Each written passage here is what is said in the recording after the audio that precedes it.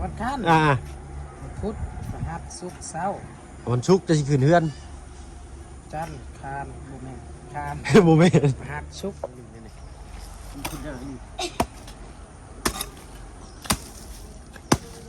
สิแล้วบ่ชื่อให้ตอนนอนเผาชวนมันนอนเผาสวนมันชวนกล้วยลาอ๋อสวนกล้วยพี่ยัดก่อนสิได้มันตายไปจักอันเนาะโดยโตเองบ่นี่โดยถืออยู่บ่น้องบ่เจิง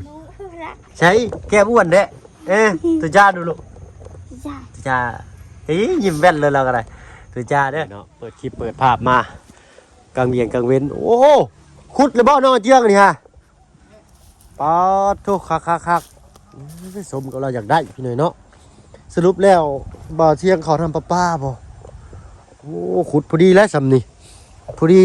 ชาวบ้านจะส่องซับบ่ถึงเนาะคักน้องเอ้ยโอ้ยไม่แก่นก็ดีนี่และเอานี่และนี่เนาะว้าทุดีใจพี่หน่อยเนาะเอาก่อนอื่นพี่หน่อยเนาะ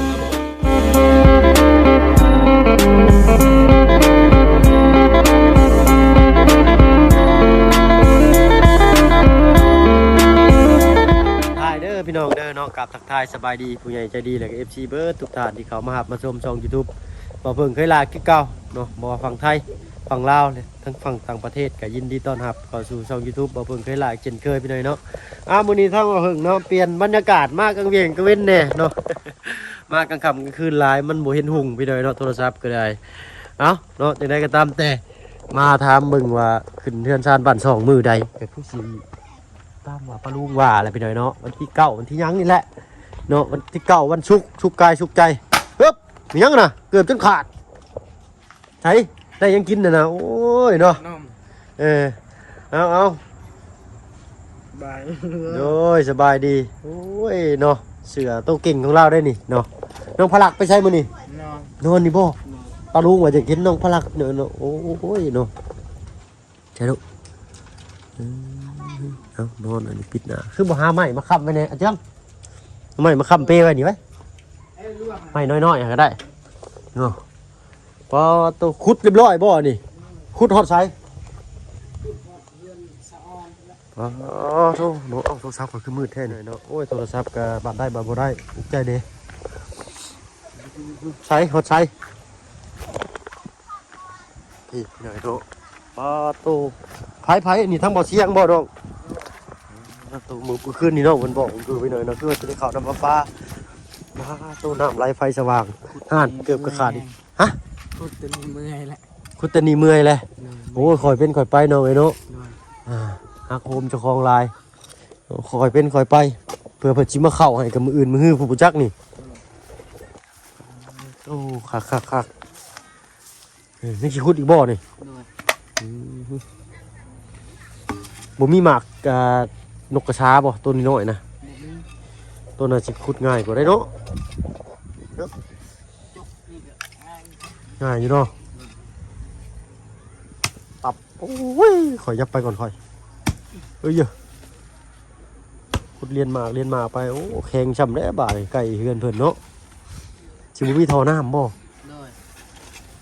ท่อน้ำนี่ทางหนองห้างก็มาแล้วพุ่นมาล่ะมาซอยกันเนาะผู้ใดใครไปก็คอยขุดขึ้นเนาะพอแล้วน้องนะมันเลิกแล้วได้ฮะ มาเอาพี่ขึ้นก็ได้พี่มาเนาะสบายดีเด้อน้องห้างเด้อโอ้ยเสียมเราก็ได้เนาะงอมันขิงอยู่อุ้ยคอยเห็ดก็ได้น้องเอ้ยเนาะเราท้องเราใส่อยู่ได้เราก็ได้เนาะเอาซอยกันตัวผัวคุดผู้เมียตักออก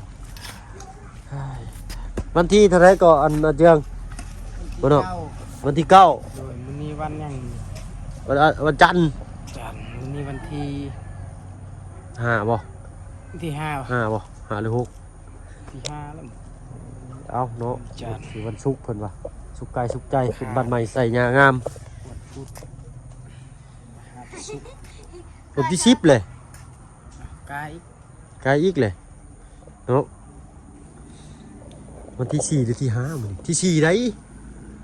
มื้อนี้ได้เห็นเลยโอ้วันที่5มื้อ ที่5บ่ใส่เบิ่งกันเด้อที่5วันจันทร์เนาะคานพุธพฤหัสศุกร์4มื้อ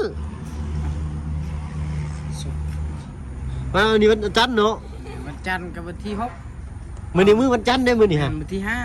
5 วันคานวันที่6 คาน6พฤหัสคานพุธ มา 7 8 9 5มื้อนี้วันที่5เอ้ามื้ออื่น5แล้วก็คานพุธพฤหัสศุกร์อีก4มื้อ อีก4มื้อเนาะ ก็เป็น9 กับวันที่9แหละทึก กระทึกโอ้ยเนาะลงมือลงวันบานนี่พี่น้องเลย เบิ่งนับก่อน นำไว้อีกก็ จันทร์คาน วันจันทร์จะนับแต่วันค้านแหละมื้ออื่นนี่ อ้าววันคาน อ่า วันพุธพฤหัสศุกร์เสาร์ วันศุกร์จะสิขึ้นเฮือน จันทร์คานบ่แม่นคาน บ่แม่น พฤหัสศุกร์ที่6ที่7ที่8ที่9นี่ ก็ที่9วันศุกร์เลยเอ้ยเนาะเอาลงมือลงวันพี่น้อยเนาะ ดูยานบ่มีหมู่นะครับมื้อนี้ขึ้นมือวัน12ก็ได้วันที่12 12ก็ได้เนาะ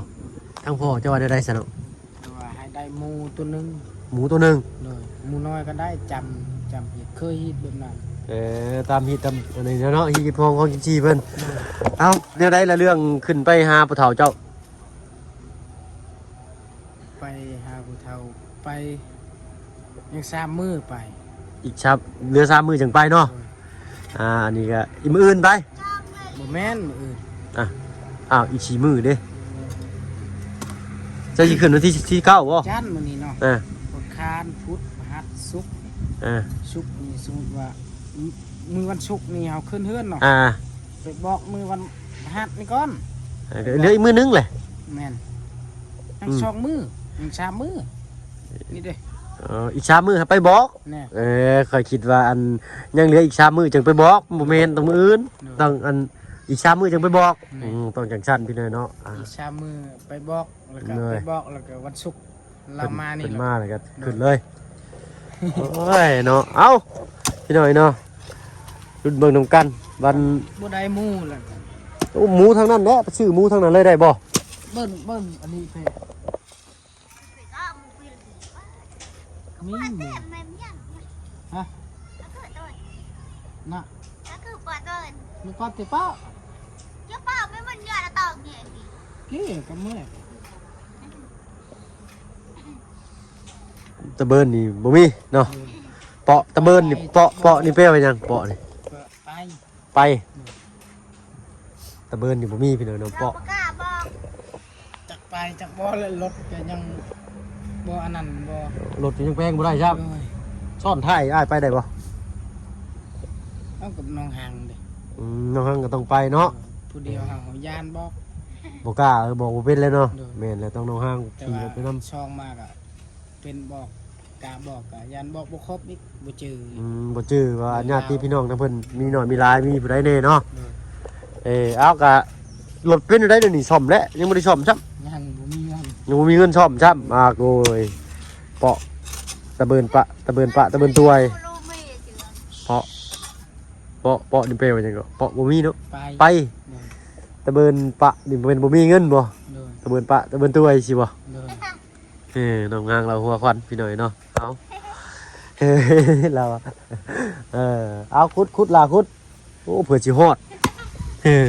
มาอัน10 30 40 เมตรโอ้ตู้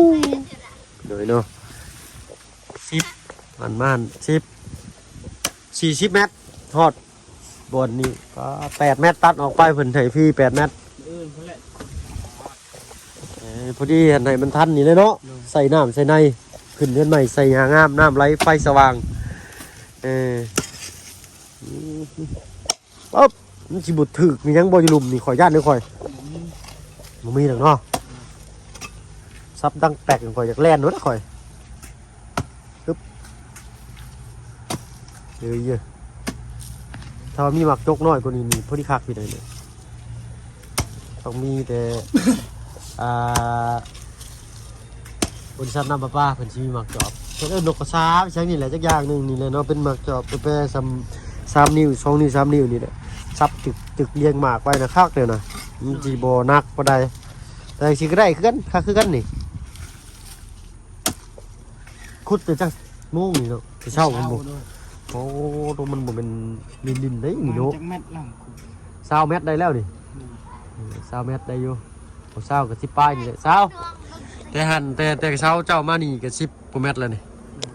แต่นี่8 เมตร10 เมตรบ่ได้20 เมตรพี่น้อยเนาะตามจึกบ่นี่หอดพุ่นได้เลย40 ปลายเมตรโอ้บ่ฮอดกอกน้ำแล้วเจ้าสิขุดไปนี่เจ้าสิขุดพาไปอันข้างกอไผ่นี่บ่โอ้ต้องขุดข้างกอไผ่มีแต่หากไผ่เด้อฮะได้ก็คอยขุดแหละคอยขุดเอาเนาะจะได้ก็จำเป็นนะพี่น้อยเนาะ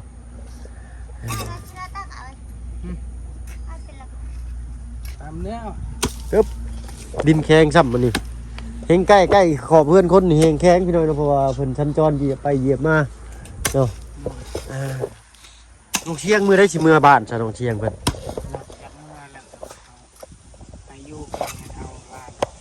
อ๋อเราจากมือแล้ว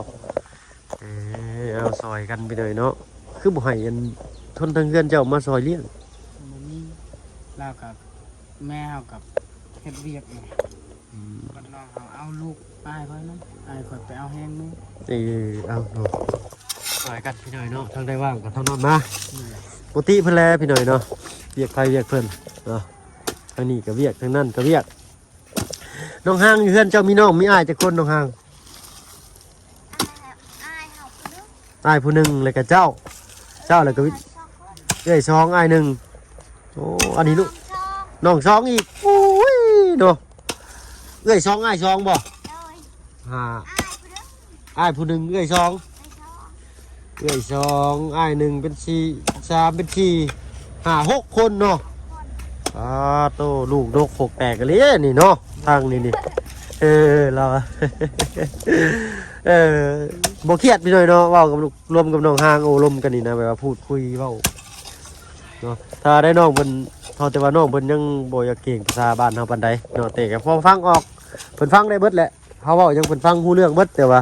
เพิ่นสิเว้าคือเฮาเพิ่นเว้าบ่ได้เว้าได้บ่เบิดเนาะน้องเจ้าเนาะ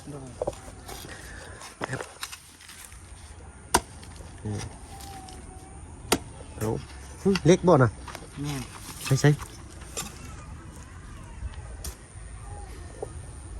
เด็กเสียดไม่ใช่ไปพุดต่อ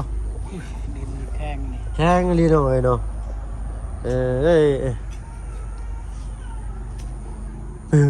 เฮ็ดอะไรเมื่อยคอยไปเนาะคอยเอาไปกันยังบ่มีเนาะเอารุ่นบนตื่นอีกพี่น้อยเนาะเพื่อน้องเพิ่นมีข่าวดีมีผู้ใจดีอยากเขาฟื้นเขาไฟให้น้องเพิ่นเนาะเป็นได้เนาะเจียงเห็นเฮือนชานสมบูรณ์แบบเป็นนี่แหละงามเป็นได้ดีใจป่ะดีใจแห้งเมื่อแต่เอาแห้งเอายังกะดีใจแห้งมาเห็นเฮือนอะไรก็มีแห้งยาวรถหายเมื่อยเลยน้องห่างเราห่างก็ขึ้นตลอดเลยแหละขึ้นนี่จนนั้นมันได้จนโกดเลยป่ะจักขึ้นแล้วเข้าในห้องตลอดเพราะว่าจะขึ้นไล่ไม่อยู่เปื้อนขึ้นไล่ไม่ได้เปื้อนอีกเอากุญแจล็อกไว้โอ้ล็อกไว้บ่ฮะบ่ให้เมียขึ้นยันเฮือนเปื้อนไปเลยเนาะเอาพูดแล้วขึ้นเฮือนใหม่ใส่ยางามจังว่าขึ้นไปคอยเด้อขึ้นเฮือนใหม่ใส่ยางามเด้อเนาะเนาะได้ลูก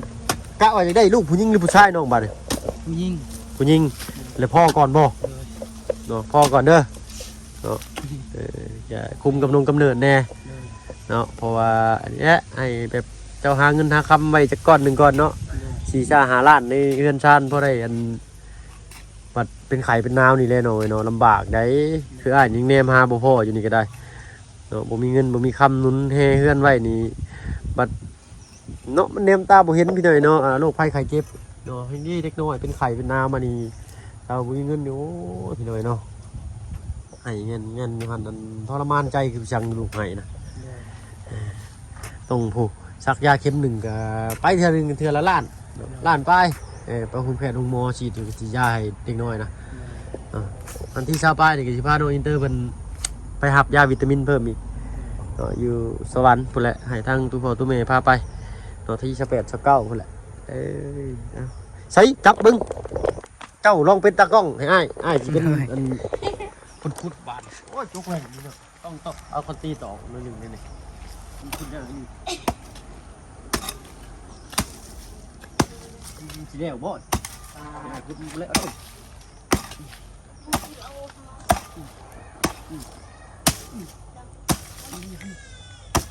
ไฟห้องทางนั้นไฟคุดซ่าบ่ล่ะในห้อง เลย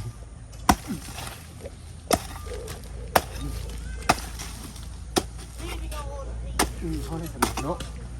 ยิบหมักจุกหนึ่งพอแล้วเนาะเจ้าเนาะ เลย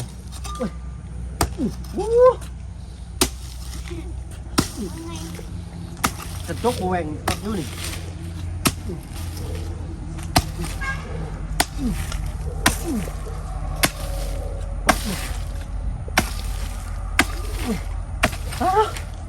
หอบได้ดิ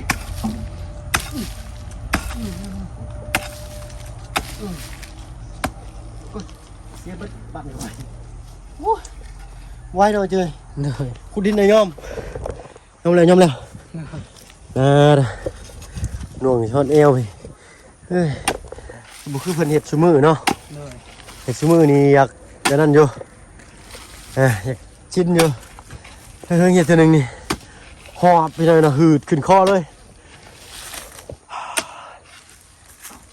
ไปเก่าก็เห็ดอยู่ได้บ่เพิ่นก็ได้เนาะเห็ดไฮเซน่าอยู่เนาะตะกุยลอยข้าววีบานจะปลูกพักยังไงเลยเนาะเจียงเดียวนี่ ตกพักว่ะ แม่นมีพักยังไงของเจ้าหอม ทั่วแตง ถั่วแป้ง บัวผักกาด ผักบัวผักกาดโอ้ กระเทียม ผักสวนครัวผักเทียมพร้อม เลย ครบคันที่ไหนเนาะหลายอย่างเป็นบ่ เลย เฮ้ยเนาะกระเต้าโมเมนต์แล้ว เมื่อย เมื่อนี้ คือว่าไก่ ละแกละแกลึละแกกระเต้านี่ฮ้อนพี่เลยเนาะละแกโอ้ละแกอะไรละแก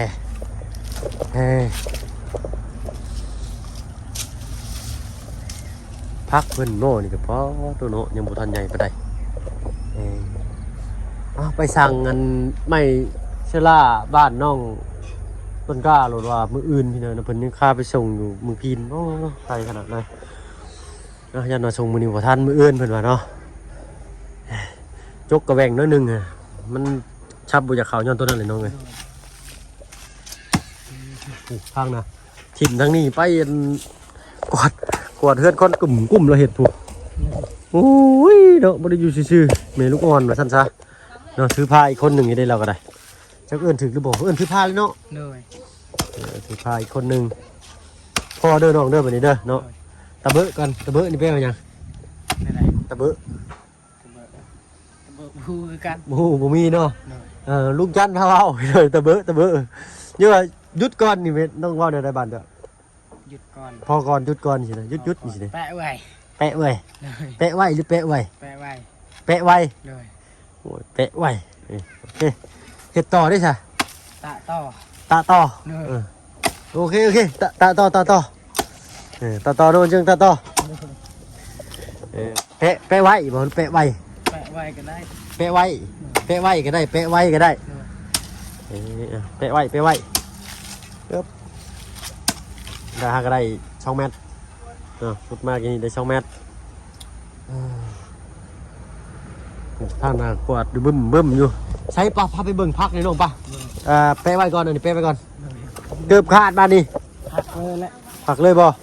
อ๋อแล้วแต่น้องเด้อเนาะคอยเป็นคอยไปก็ได้ อื่นอีก ปืนอีก2 มื้อเนาะอีก2 มื้อให้มันแล้วมื้อที่3มันก็ขึ้นไปบอกว่าเฒ่าเจ้ามื้อที่4ก็ขึ้นเฮือนเนาะขึ้นเฮือนใหม่ใส่หญ้างามโอ้ยเนาะ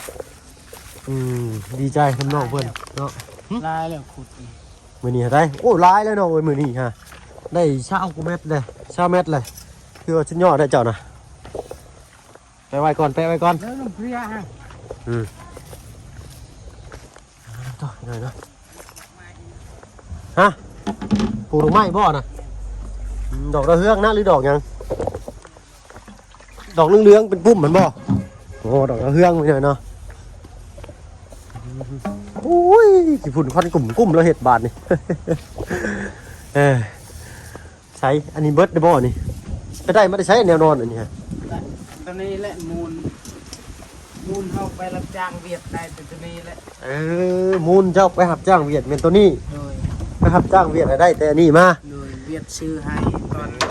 นอนเผาชวนมันนอนเผาสวนมันชวนกล้วยเราอ๋อสวนกล้วยเวียด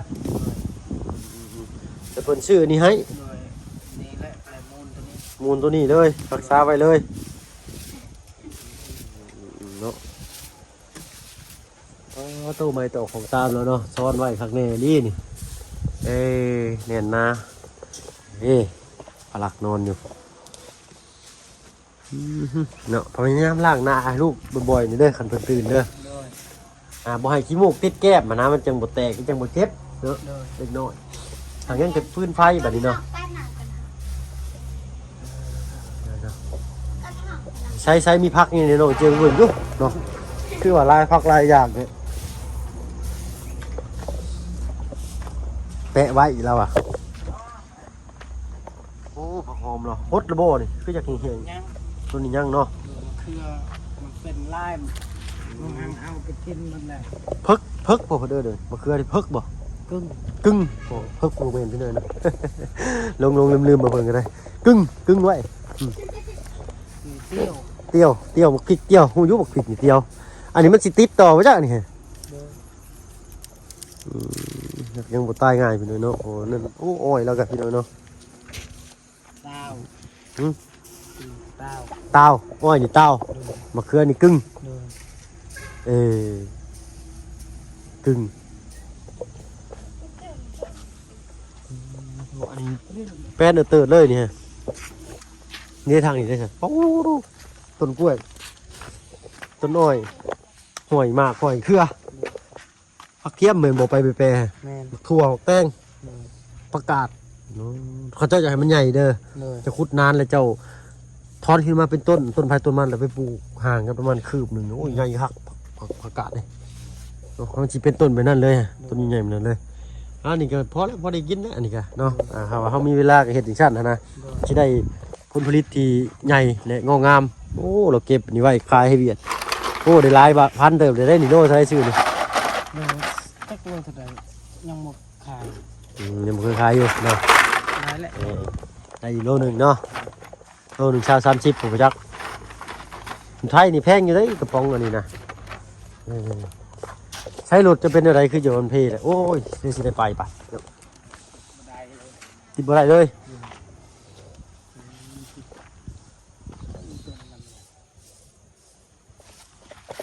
โปรตีนมันนี้ดิมันมีภัยเลยตายก่อนภัยมันตายก่อนภัยก่อนไฟตายบ่มันตายก่อนภัยก่อนสิได้เนี่ยเหยียบบ่นี่ขักได้นี่พูดละเฮ็ดอยู่พี่ให้คนนั่งอยู่นี่เนาะให้ตื่นแล้วพุ่นพลักตื่นแล้วเอาไหมพลักกินตกอูได้ฮะเอ็ดไหมฮะก่อนสิได้มันตายไปจักเนาะโดยโตเองบ่นี่โดยถืออยู่บ่น้องเจิงถืออยู่ใช้จำมึงเนาะมันมีช็อตแล้วป่ะนี่เนาะช็อตแล้วกันไปเลยเนาะโอ้ก่อนสิได้ตายไปจักมือไปเอาแหงมือขี่รถมัดเฮายางเอาขี่รถนำน้องชอนก็ยางเอาใครเดี๋ยวน้องชอนเพิ่นยังมีรถอยู่เนาะเอาสู้ๆเอาน้องเอ้ยเนาะรถเฮ็ดเวียกเฮ็ดงานเราซ้ำเอามีแต่ซ้ำนี่เลยเด้อซะเด้อเนาะพุ่นแหละอีกช่องชะมือพุ่นแหละจังว่ากันเนาะก็ได้ไปก็โอ้โสเราแบบใหญ่เลยเนาะพ่อคลิปหน้าไปเลยเนาะสำหรับคลิปนี้ได้เลยเด้อสบายดีโดยเนาะใช้น้องพลักมันตื่นเลยโอ้เหี่ยวหมดบ่น่ะเอาอึบใส่ก่อนเยอะหากระตื่นบ่ปลาลุงกินฮอดพลักเด้ใช้แก้บ้วนเด้ตุจ้าดูลูกจ้ายิ้มแว่นเลยเราก็ได้ตุ รือจ้าเด้อเอาไปล้างหน้าไปลูกไปหาลูกไปล้างหน้าเด้อ เลย เนาะล้างหน้าให้เพิ่นเนาะแก้มมันจะบ่แตกเอ้าพี่น้อยเนาะพ่อพลักน้อยหนึ่งพอหอมปากหอมคอ ผมพรคลิปหน้าสำหรับคลิปนี้ถ้าบ่เพิ่งขอตัวลำลาแล้วพี่น้อยเนาะผมพรคลิปหน้าเด้อพี่น้องเด้อเนาะอยู่ดีไม่แห้งเบิดสบู่ทุกคนที่เข้ามาชมช่อง YouTube บ่เพิ่งเคยหลายคือเก่าเนาะไปแล้วพี่น้อยเนาะสบายดีจ้ะ